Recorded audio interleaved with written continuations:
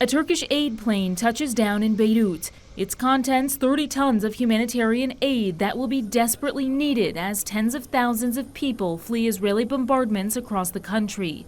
The Turkish ambassador to Lebanon says the aid is part of Türkiye's long-standing solidarity with the Lebanese people.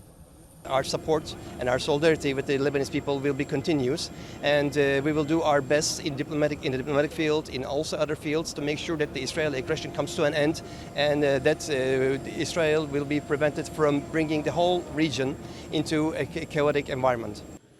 Lebanon, hit hard by 5 years of economic crisis, struggles to provide its citizens with even basics like electricity, making the help of the international community paramount in the coming days and weeks. This shipment is a strong message sent by Türkiye and the Turkish people to Lebanon.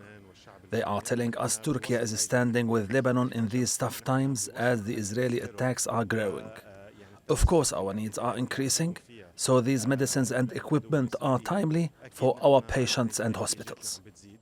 We must remain highly prepared, God forbid, for any that may happen from the Israeli enemy. Whether or not the government is highly prepared is a question being asked by many Lebanese, with some hospitals filled, overwhelmed not only with wartime injuries, but those of the 90,000 newly displaced people who require services like dialysis or chemotherapy. Of the 90,000 displaced in recent days, 40,000 are now residing in shelters. Many are yet to be outfitted with basic resources and services, something the health ministry says it's working on. But as some deal with the aftermath of Israeli attacks on their villages, many others are experiencing bombardment for the first time.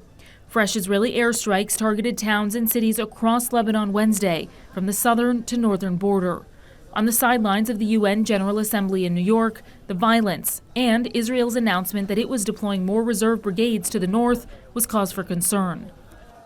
But I have a very important message for British nationals in Lebanon, which is the time to leave is now. The contingency plans are being ramped up, but don't wait for those. There are still commercial flights. It's very important that they hear my message, which is to leave and to leave immediately.